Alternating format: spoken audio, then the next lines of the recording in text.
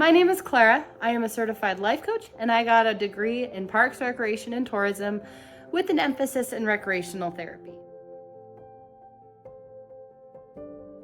I am a life coach for mothers who are feeling overwhelmed and need help creating more space and more time in their lives. Today, I'm going to discuss the importance and different variations of journaling. Ever since I was a very little girl, I have been an adamant journaler. I have one of my earliest journal entries is actually one that I dictated to my dad, and he wrote down word for word, including the word rainbowy. I have another journal entry that is from first grade of me describing my deep sadness for the loss of my favorite dog at the time. So as you can see, journaling has been a part of my life. However, it has not always been a very consistent part of my life. I have gone years without picking up a pen and paper and writing down anything. When I got to college, I experimented with different types of journaling, different types of journals, and I think I finally found the ways that work for me. That being said, today I just wanted to share with you a few things that I've talked to some women about in regards to journaling and a few ways that I have helped them find ways to make journaling less stressful in their daily lives. So let's jump right into that. When I was in college, I tried using this kind of journal. It flips like this. I would not suggest a journal with this kind of binding for starters because paper falls out real easily. So that did not work out great. The one thing I really liked about this journal, I carried it around with me in my backpack, and I did it in bullet point form. As you can see right here, I've got bullet point, I've got the date, bullet point, bullet point, bullet point, and I had it all in bullet point form. And I really like that because it's not as good of a story as some journal formats, but it's really good at just capturing the day-to-day. Another thing that I've always done is I'll have a big, thick journal like this with the day-to-day life. I'll have some inserts like little letters that I got. This was a college one, so there's like some love letters in there.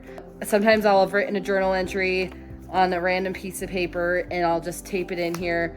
Or in this case, I've got some pictures. Ex-boyfriend, that's fun. Somebody wrote a note to me in this one. That was really nice. In this one, I have from December 1st to the 23rd, I was in Peru. That is the Guatemala journal. So that journal was actually in a different box, so I don't have it right here. But I will have these random travel journals that share experiences from a specific place. So another part of that journal will tell you that I have my road trip journal.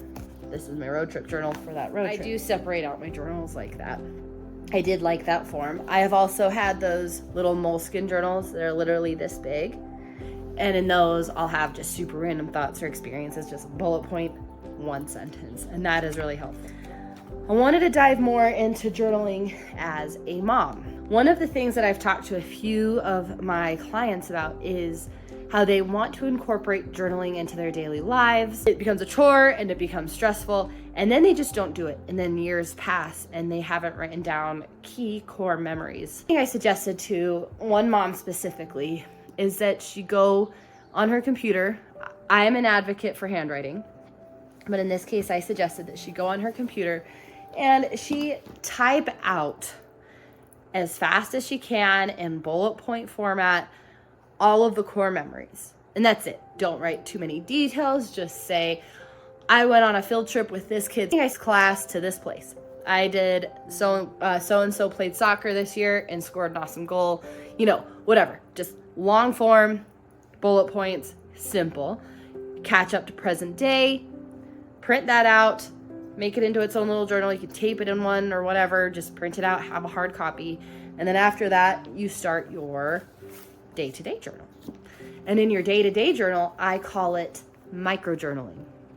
And that is where you keep your journal with you, and throughout the day, you write out random stuff.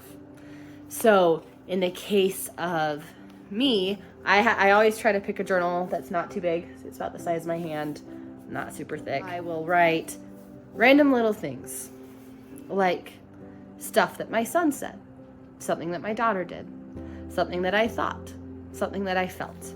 In my journal, there will be very short entries that, like for this for example, on July 1st of last week, I wrote, "Everyone is sick and I am tired."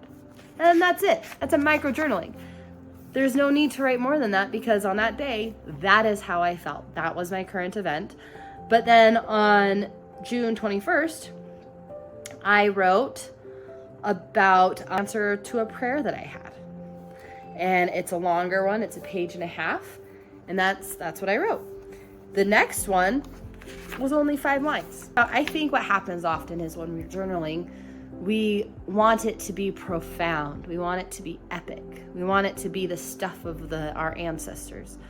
But oftentimes our ancestors skipped years at a time. And that's okay. It doesn't have to be epic every day. The fact that you're journaling is epic. My husband and I started journals for our children. These are my son's journals. He's 4. He's got 2. These are my daughter's journal. She's 18 months. She's got 2. And with my kids' journals, we started them like that.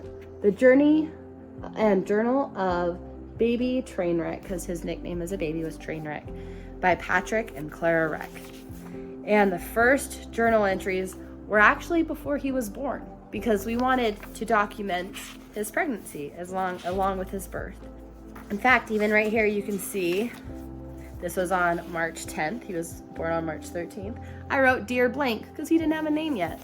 As you can see, I gave myself quite a bit of grace. My husband wrote the day, a few days after he was born, about his birth. And then I wrote, we had our midwife write something for him. My sister, who was present for his birth, wrote something for him. And it took me a few days, but I eventually wrote in his journal about my experience with his birth. And then we just proceeded to write in his journal throughout his life. We don't write every day. We don't write long journal entries when we do. Sometimes it's just one-liners. Like right here, last month, he said something hilarious, and that's all I wrote. Right here, you can see. On May 20th, I wrote, "Mom, why are you so jealous of me?" Another thing that he said the other day that was really funny, and it's all I wrote, was, "Mommy, is the Hulk stronger than Jesus?"